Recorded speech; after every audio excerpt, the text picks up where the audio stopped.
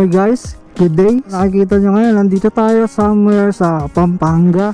Ito na. Yung hinihintay ng iba sa inyo, yung insight ko about sa review nitong motor natin na Rossi Adventure X 150i. Explain ko sa inyo yung mga personal pros and cons ko dito sa motor na to, yung mga bagay na gusto ko tsaka yung mga bagay na hindi ko gusto. Umpisa natin sa mga specs niya na gustong gusto ko. Syempre yung engine, yan 150cc liquid cooled 4 valves. So alam niyo na, pag 4 valves, torque talaga yan. Malakas ang torque niyan, malakas ang hatak niyan.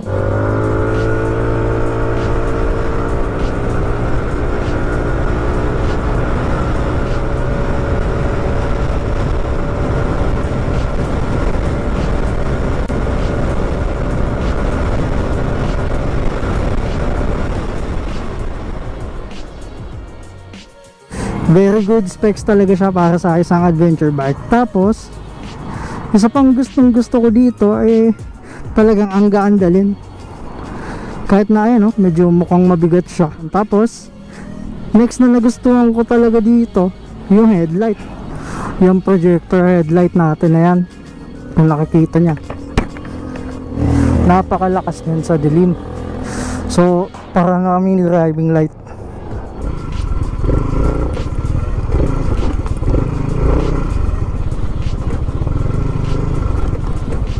Isa pa nagustuhan ko dito, bukod dun sa headlight, eto, mayroon siyang switch ng on and off sa ilaw.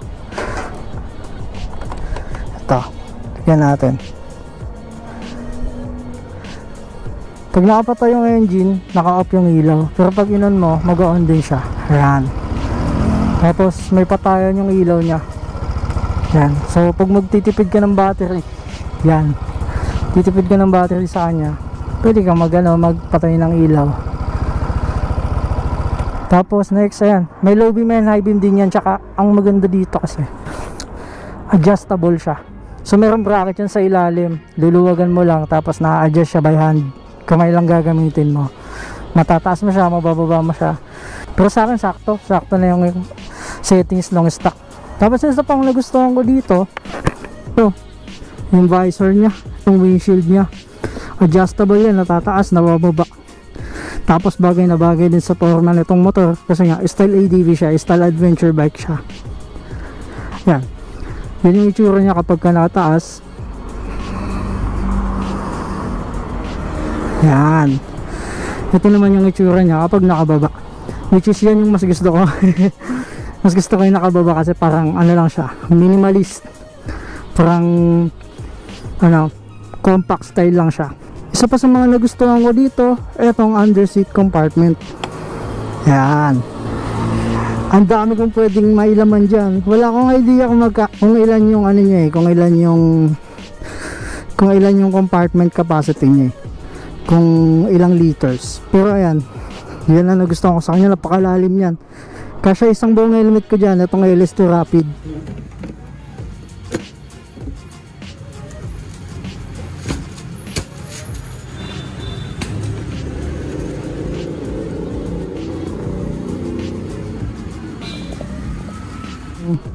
Mga tools ko nandyan, mga gamit ko nandyan, mga tools, ito yung kapote, ito yung papel o RCR nandito.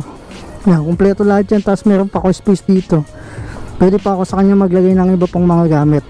Tapos ito yung pinaka nagustuhan ko dito sa underseat na to, sa upuan na to, kasi meron siya nitong support, tsaka nasasagad siya hanggang dulo. Yung RFI kasi dati hanggang dyan lang yung kaya niya, hanggang dyan lang yung kaya niyang ibukas. Tapos wala siyang support na ganyan. So may tendency siyang bumagsak ng bumagsak. Ito kasi may lock may joint siya dun sa meron siya ditong parang slider na pwede mag lock kapag ka naka steady lang. Ayan.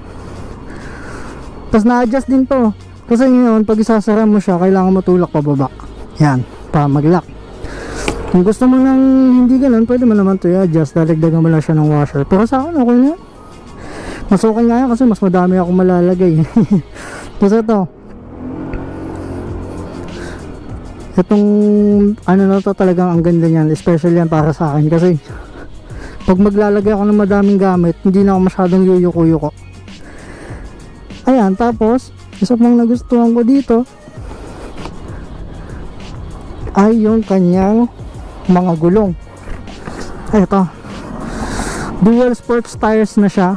Naka dual sports tires kasi adventure scooter nga siya. Nakikita nyo, itong nasa likod na gulong, ang size nito is 130 by 70 by 13. So cordial yung tatak niyan. Ayan, makikita nyo, dual sport, diba? Parang likod ng pagong. Yung harapan mas malaki kasi sa likod. So size 14 to. Ang pinaka size niya is 110 by 80 by 14. Ano siya, parang ADV. Kasukot ng ADV na gulong. Tapos ayan, isa pang pinaka nagustuhan ko talaga dito, itong forma. Grabe talaga yung forma niya. Kung titignan nyo, ayan, ikot ko kayo, yan, magmula ulo hanggang taillight, magmula headlight hanggang taillight. Kita mo yung forma niya talaga, ang ganda. Yan, napaka-stylish, tsaka napaka-aggressive nitong banda dito sa harapan na to. Yan, kung titignan mo yan, sisilipin mo yung parte na yan. Yan, ganda, diba? Tapos ito pa, isa pang nagustuhan ko dito, ayan. Nakalikod cooled na siya. So ayan, kanina kita nyo, diba, tirik na tirik yung araw ng biyahe ko kanina mula sa amin hanggang papunta dito sa Pampanga for almost 3 hours. Ngayon lang ako minto.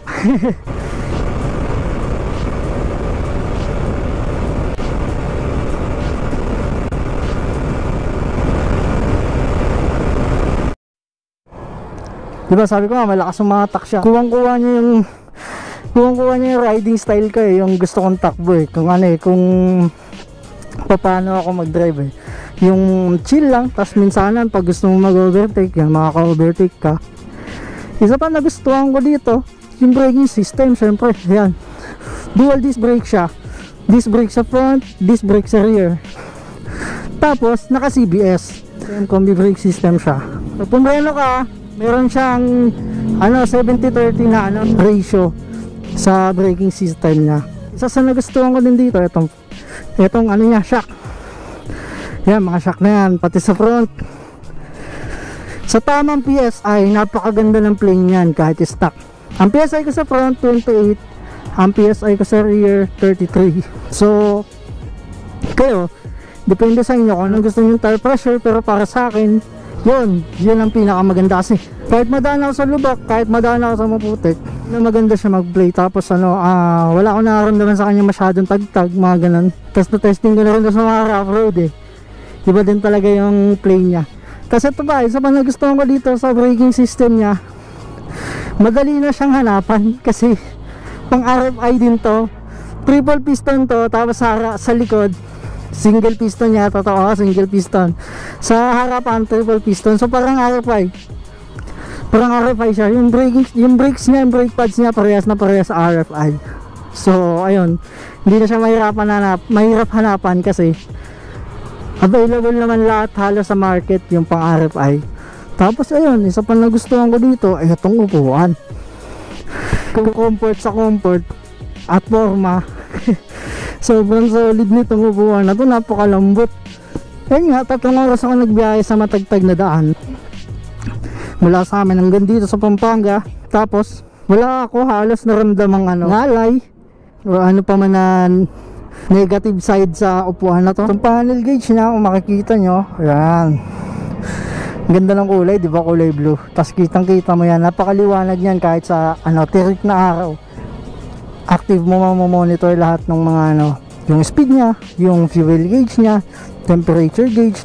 Ito nga pa ng isa dito is outside temperature yan, yung ambience temperature. So kung anong temperature sa labas, yan yung temperature. Ito yung temperature gauge ng makina. Sa pang nagustuhan ko dito, etong turn signal. Tignan nyo yung turn signal nya, i-hazard ka na para mas makita nya. Yan, turn signal sa front, turn signal sa rear. Yan, kita nyo, no? Siya, running light siya. nagpo-progress yung ilaw niya dun sa ano. So dagdag forma din yan. Tapos yung ilaw niya sa likod full LED siya, lahat LED na yan. Tapos isa pang nagustuhan ko dito, laki ng gas tank nito guys, 11 liters. So sa RFI ko sulit na nga ako dun eh. Sulit na ako sa 9.5 liters. Hindi na ako nabibitin nun kahit nung nag-Bicol ride kami. Hindi na ako nabibitin sa gas tank nun. Pero ito sobrang laki niya, 11 liters. So sobrang goods na goods talaga sa akin to, kasi mahilig ako mag long ride. Tapos kadalasan nag-home service ako sa hindi naman malalapit, laging malalayo. Napapakinabangan ko talaga siya. Isa pa nagustuhan ko dito, itong style ng kanyang ano, itong style ng airbox, tsaka itong mismong CVT nya.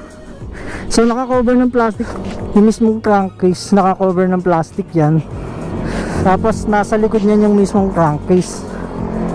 So may pagkakataon na bubuksan natin yan para i-check o kaya magpapalit tayo ng panggilid, depende. Pero sa ngayon satisfied ako sa ano nito. Kontento ako sa binibigay na power nitong motor na to. Solid na to para sa akin. Tapos isa pa nagustuhan ko dito, ayan, naka-naked handlebar na siya. So lahat ng kailangan ko andito na halos eh. Ayan, passing light, high beam, low beam, turn signal, hazard, busina, push start, ilaw, kill switch. So eto nga pala, hindi kagaya sa RFI na yung kill switch nya namamatay yung check engine. Yan, hindi namamatay yung check engine kapag nagki-kill switch. Sa RFI kasi pag kinil switch mo, namamatay yung check engine. Yung check engine na ilaw yan. Pero ito hindi, wala siyang ganun.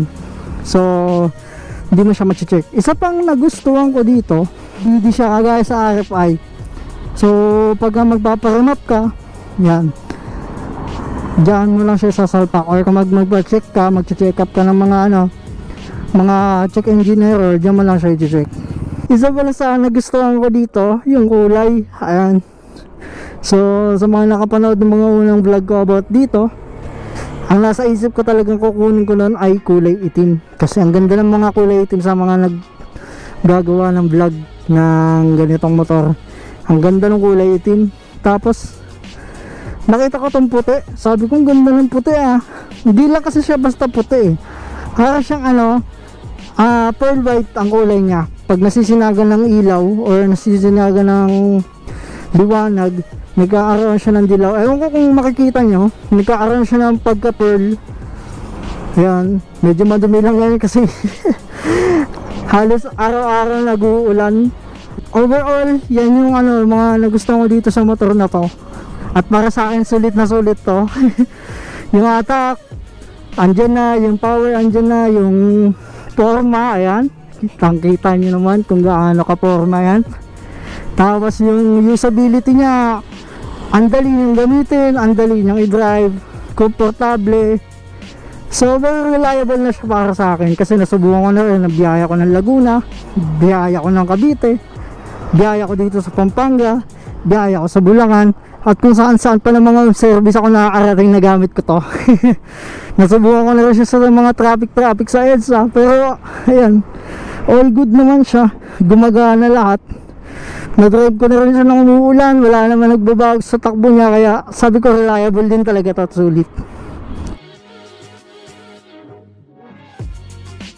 Dito naman tayo mag-proceed sa disadvantages or sa nakita ko dito, yung mga downside niya. Yan, pero very minimal lang to, papakita ko sa inyo ha. Unahin natin dito sa panel gauge lang, ayusin ko lang yung cellphone ko. Yan, sa panel gauge, kung makikita nyo guys, ayan, di ba? Halos kumpleto na siya, pero may nawawala. Wala siyang battery gauge, wala siyang battery or voltmeter, wala siyang battery meter dito. So hindi natin malalaman kung malulubat na yung battery, hindi natin siya ma-monitor kung ilang bars na lang, kung sobrang bababa siya kapag madami tayong ilalagay na accessories. Tapos hindi natin ma-monitor kung ang battery mo ay pasira na. So magugulat ka na lang isang beses siguro kung hindi ka magpapakabit ng voltmeter. Magugulat ka na lang dyan na isang beses hindi nagagana tong motor or itong ignition or itong panel, or merong maglolokong part sa kanya kasi nga mahina na yung battery. Lalo FI to, ang mga FI na motor is very reliant sa battery. So yun, isa sa mga downside. Next naman na downside na nakita ko sa kanya, ewan ko kung downside sa iba to, pero para sa akin kasi parang sayang siya sa battery. Kasi sa tuwing magpapagas ka, although hindi ka naman madalas magpapagas kasi nga ang laki ng gas tank nito, 11 liters. Sa tuwing magpapagas ka sa kanya, mag-on muna yung susi. Yan. Tapos tsaka mo pala mabubuksan yung yung fuel, yung fuel tank. Yan, ganun. So habang nagkakarga ka, pag nakalimutan mong patayin yan, naka-on yung susi, medyo delikado siya. Isa naman sa nakita kong downside nito sa performance, sa takbo wala akong problema, sa street wala akong problema, sa lubak wala akong problema. Ang nakita kong problema dito sa cornering. So pag magko-corner ka, medyo mahirap siyang i-corner kasi siguro dahil gawa ng hindi pantay yung gulong sa harap at sa likod. So mas malaki ng bagya at mas makitid yung harap. Eto, mas makapal na mas makapal siya na mas maliit yung radius. Tapos ayun, siguro dahil na rin dito sa niya, sa gulong niya, naka-design siya sa dual sport. So pang patag, pang diretso, pang lubak, pero hindi siya design pang cornering. Kaya siguro ganun, medyo nagkakaroon ako ng parang alam mo yun, pag medyo bumabanking ka parang medyo ay nakakaalangan. Ewan ko sa ibang users dyan kung kamusta sa inyo to sa cornering, kung na-try nyo na ibang banking, pero para sa akin parang nakakaalangan siya. Tapos next, ito yan, siguro isa rin sa naka-apekto yan. Ito gustong gusto ko din talaga sa straight, sa mga patag, tsaka sa mga lubak. Gustong gusto ko yung suspension niya kasi malambot, di mo makaramdaman. Ang downside ngayon niya, syempre pag medyo mabilis ka sa corner, nasa 60, 50 na binabanking mo siya, medyo pag umabot ka na ng mga 60, 80, mga ganyan, maramdaman mo parang parang may pumapigil sa'yo na na baka itumba ka, mga ganun. Medyo malambot siya, kaya medyo magalaw siya sa corner. Yan. Kaya madami ng mga aftermarket yan. Mostly pasok pang dito, ang pang ADV siya, pang NMAX. Pero parang pang ADV siya kasi mahaba yung niya, mahaba yung shock niya. Next naman na ito. Hindi ko pa ngayon mapapakita sa inyo to, pero sasabihin ko na lang. Dito kasi pakita ko sa inyo sa mga separate na video. Pakita ko sa inyo sa ipo-focus natin. Ito yung hindi ko nagustuhan sa kanya. So diba, ayan yung compartment ng mga fuse tsaka relay andito. Tapos yung battery niya andito sa ilalim. Hindi ko mapakita kasi ang daming laman Tatanggalin ko na lang sa bahay, tapos papakita ko sa inyo. Yan, may mga butas-butas siya. May mga butas-butas siya, ayan Kita nyo, yun ang liwanag May mga butas. Hindi ko alam kung bakit may butas dyan, pero kasi parang prone siya sa prone siyang mabasa. Halimbawa, lagi kang nasa ulanan, lagi kang nasa putikan, parang prone siya mabasaan. Dito siya dito sa taas na to. So pagkatalsikan ng tubig yan, pwedeng mabasa yung mga fuse doon. Tapos meron din yung butas dito banda sa gitna ng compartment. Ayun, doon, tinakpan ko na nga tinakpan ko na nga siya kasi nagkakaroon siya ng mga dyan, nababasa yung ilalim. Kasi to, yan, eto, gusto ko din naman to, yung rubber protection, rubber flap niya dito. Kaya lang minsan pag natatanggal yan, gaya kanina natanggal, papasok na yung mga dumi dito sa ilalim. Yan, papasok yan dyan, yung mga alikabok, yung mga dumi, yung mga tubig, yan, papasok yan dyan. Very very minor lang, pero syempre pag nagtatago ka dyan halimbawa ng papel, pwedeng ano yan, pwedeng mabasa. Kaya yung ito ORCR ko dito ko nilagay, lagi nasa ibabaw lang siya para ano, para safe. Kasi ito yung battery yan, sabi ko sa inyo diba may mga butas-butas siya. May butas yan na malaki sa battery, parang mga ganito kalaki.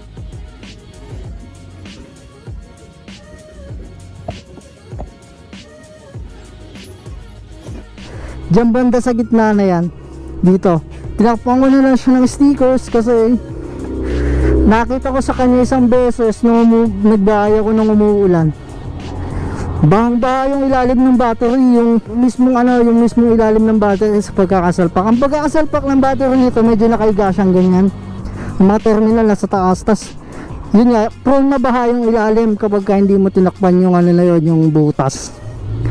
Ang nakikita mong purpose ng butas na yun, natatanggal tong compartment eh. Natatanggal to siguro for maintenance purposes kapag may kailangan kang galawin sa throttle body, may kailangan kang galawin sa mga sensor, yan, pwede mong baklasin yan. Yung isang buong compartment, o kaya meron siyang slot doon na pwede mong buksan. Kaya lang, yun nga, pwede mabasa yung battery.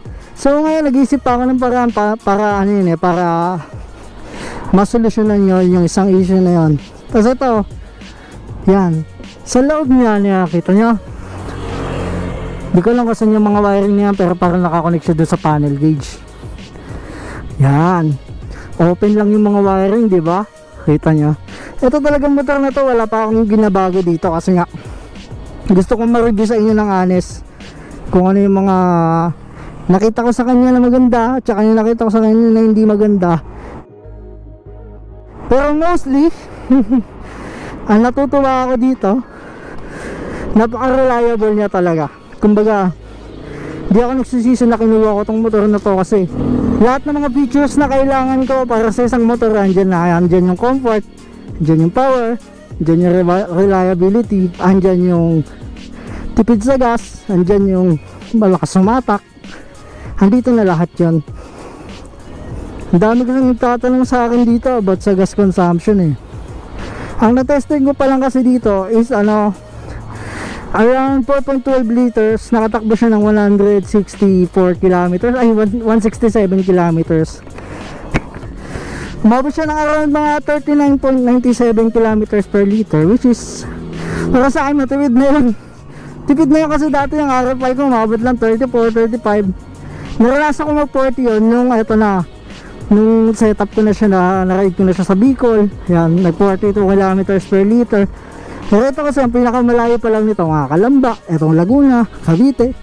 Yan pa lang. Pero sa specs niya, 4 valves na 150cc, na adventure bike, na liquid cooled, sobrang solid na nito. Pakita ko na lang din sa inyo guys yung anong itsura nito sa akin. So yung height ko is 5'3". Tapos ito, ganito ko siya sinasakyan eh. Sobrang tiptoe. So mataas talaga siya. Pero ano gusto mo dito, madali siyang iliko. Ayan. Ang haba din ng turn radius niya. Ayan. Pero hindi siya umaabot, hindi siya tumatama sa windshield. Kasi yan. Isa pala sa nagustuhan ko dito, yan yung tunog. Ayan. Dagdag ko lang din yan. Kasi parang naka power pipe siya. Parang naka power pipe yung tunog niya. Yan o, ang lakas ng humatak, ang lakas ng torque nito. Kahit hindi mo masyadong biglayin, yan, hatak na siya. Kahit dito nga lang sa sidewalk eh. Yan, malakas naman siya humatak. Kasi tignan natin, tingkayad ako, diba? Kasi nga, mataas yung motor para sa akin. Pero hindi na yung problema kasi yan, na-atras ko naman siya. Kahit hindi ako lapat, na-atras ko siya.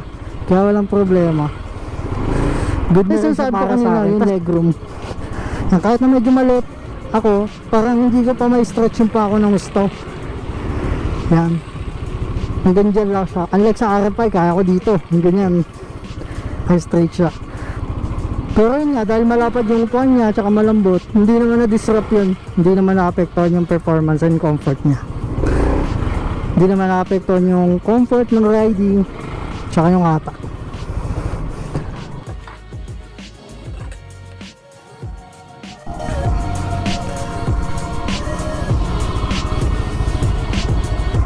Yan.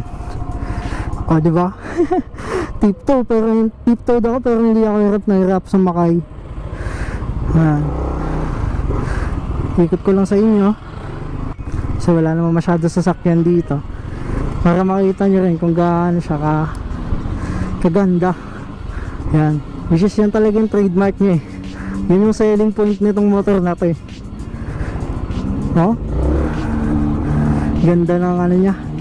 Ang ganda ng hatak, ang ganda ng forma, tsaka komportable pang biyahe. Sabi siguro ng mga nakakakita sa akin, parang baliw to, ikot ng ikot ah. Nagbibideo lang po. Vlogger problems.